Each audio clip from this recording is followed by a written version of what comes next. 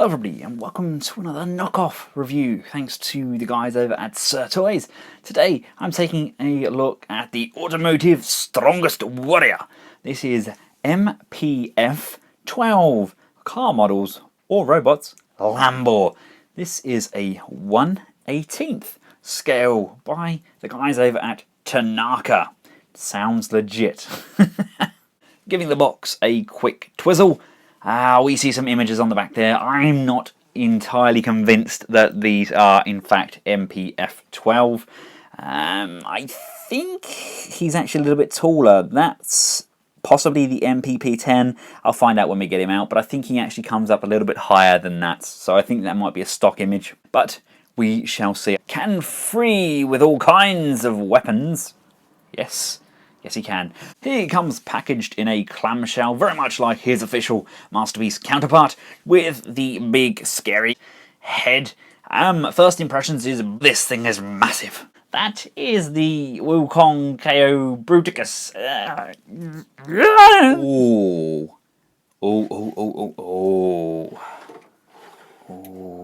Now, I am the self-confessed king of KOs. I've devised a scale to monitor these toys by.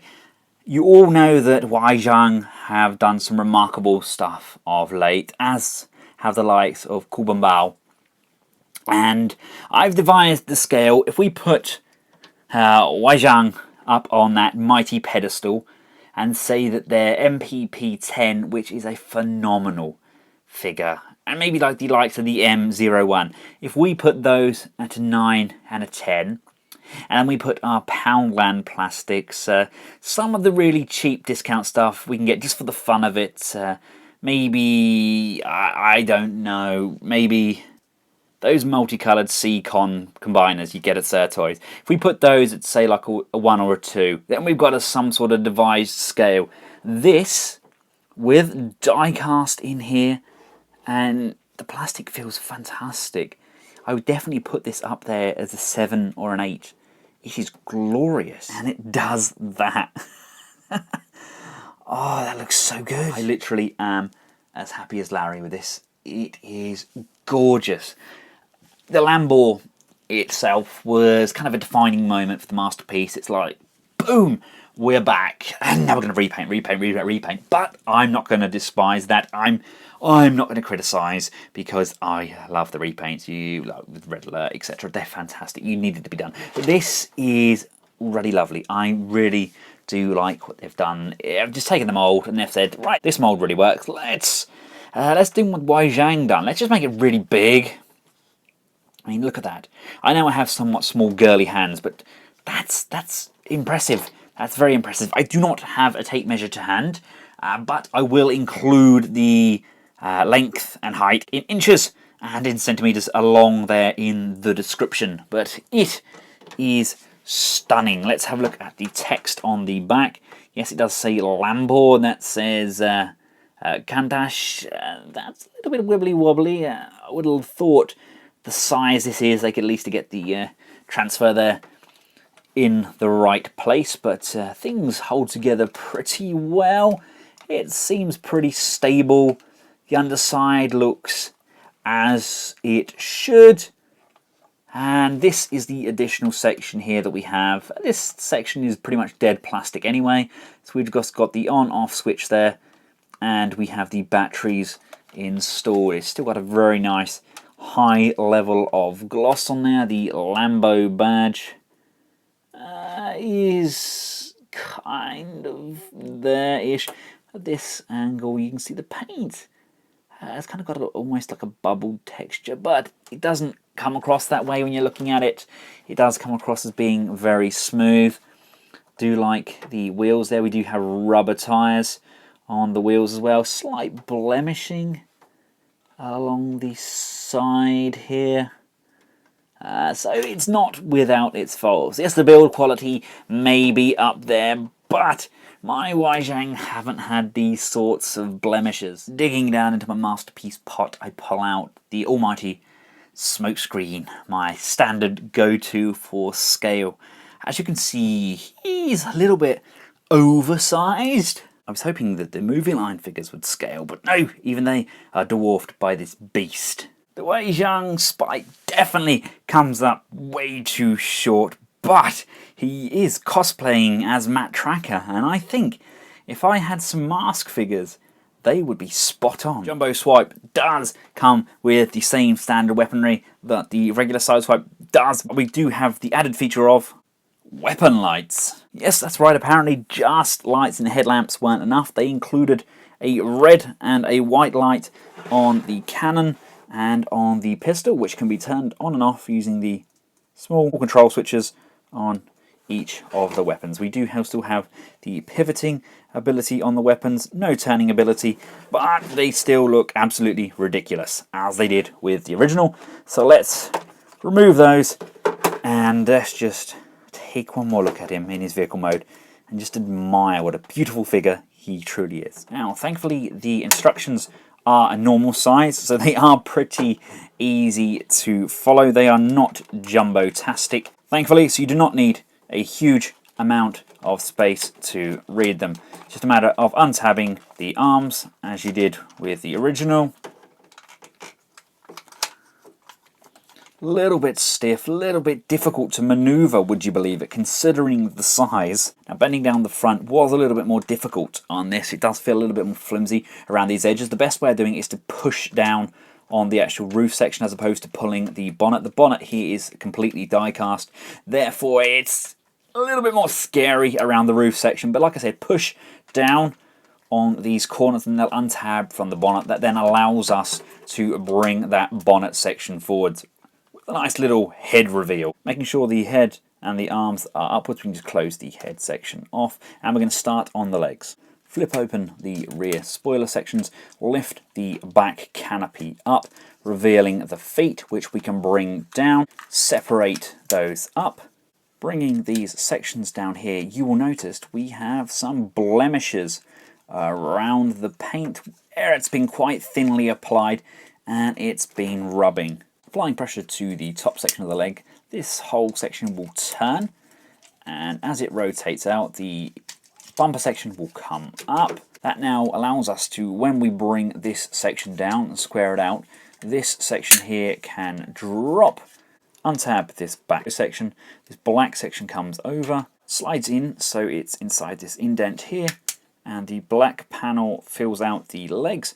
You can then bring the spoiler section up to fill in this groove here, and then bring the foot forwards. Coming around to the rear of the leg, make sure this spoiler section is across the heel, and flip out the heel spur. Flip down his crotch plate. The chest and stomach section are on a double hinge.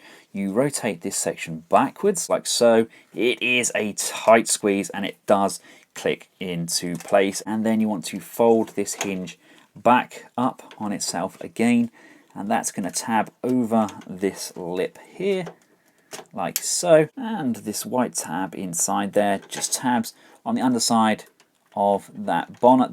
This is where a majority of the knockoffs fail. And there we go, everything is in place. Come to the arm, extend that upwards like so, rotate this section around. You want to turn the bicep. Mine was very sticky the first time I turned it. I was worried about it breaking, but nothing did. Open up this section, pull out the hands, and there we go, that's the arms done. Now the hands are pretty nice.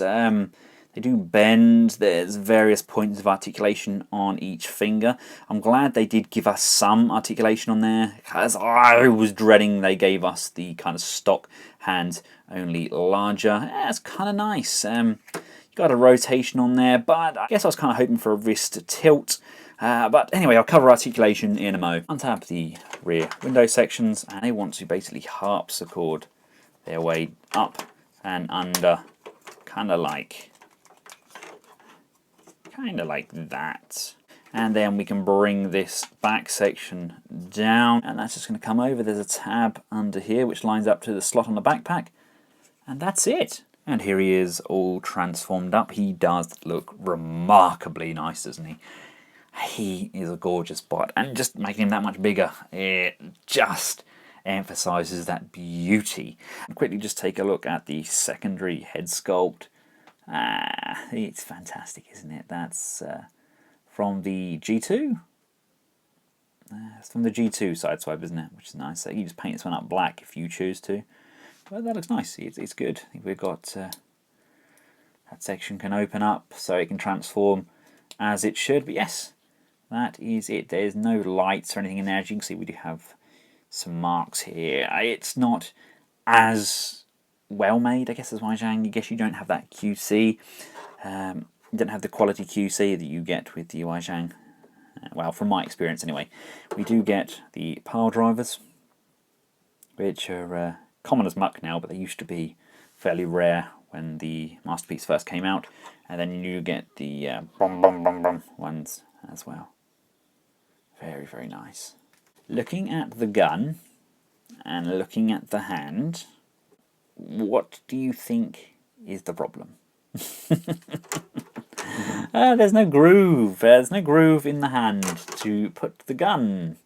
They've enlarged the gun. They've given it these nice big hunky chunky bits there, and they haven't given us a groove for the hand. So you can't actually hold the gun. I mean, I could probably dig a groove out there, but the hands are quite narrow.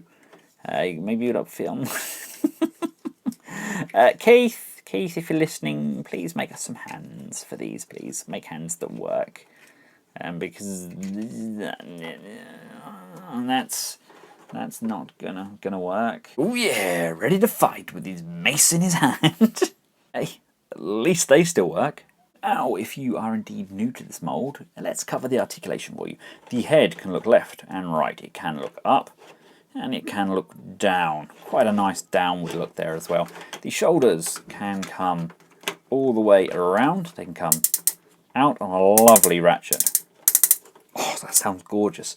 You've got an upper bicep rotation. You have a bend at the elbow. The arm can extend. The wrists can rotate. We've already mentioned the fingers.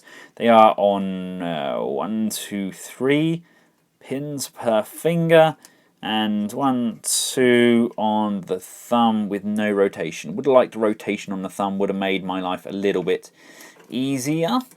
The waist can rotate. The backpack does not lock in very well at all, and it's flapping around all over the place. The legs can come as far forward, but there is a fair bit of die cast in said legs, which is a bit of a bugger when you're trying to get the legs to stay up. Bend at the knee, out to the side. Ratchets are just about strong enough. Now, that's a nice ratchet movement there. You got, that's not too big a stance difference. I like that. You come down to the feet. We do have pivoting, and we do have front and back independent moving spurs. So the articulation's pretty good. There is a little bit of looseness in there, and he can't hold his gun, but he can point at you quite dynamically. Here he is alongside MPP-10. I knew the picture was somewhat doctored. There's no way he was that tall.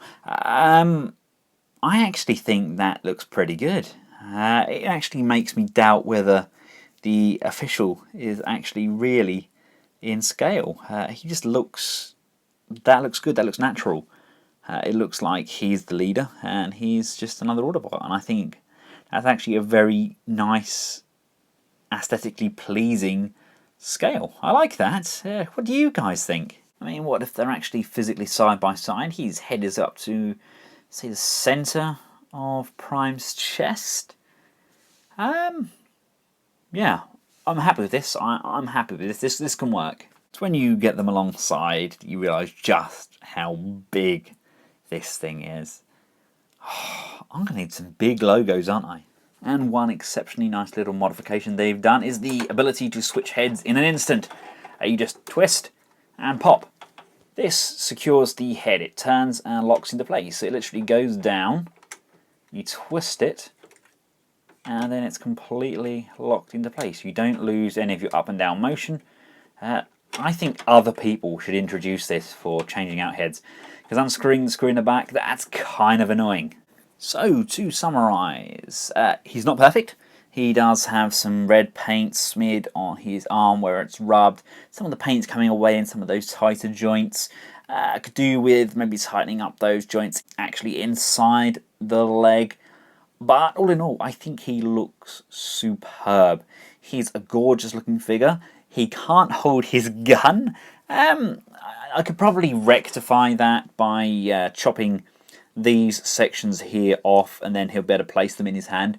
But in doing so, I then defeat the ability to be able to slide that in to said section of the shoulder-mounted missile launcher. I am happy with the purchase. I think he's going to look fantastic posed alongside MPP-10, although I do now have the MPP-10B, and I've also got the MPP-10W. So where I'm going to put them all, I have no idea, and I would like them to do more of these Autobots. I may get myself another one, probably send it over to somebody like Rich or Dave to do a customizing this into the G2 version, because we've already got the head. It has to be done, and a G2 version like this, I mean, this guy is practically a 12-inch action figure. I think a 12-inch action Rambo version of Lambor would be fantastic. Yes, I've decided that's probably what I'm going to do. I hope you have all found this video useful. If you have, please feel free to subscribe and share me amongst your friends and family. I want the Benscollectable channel to grow this year. We're over halfway through, and I'm hoping we can still hit 25 to 30,000 by the end of the year. Until next time, from myself and the MPF-12 Lambor, thanks for watching, goodbye.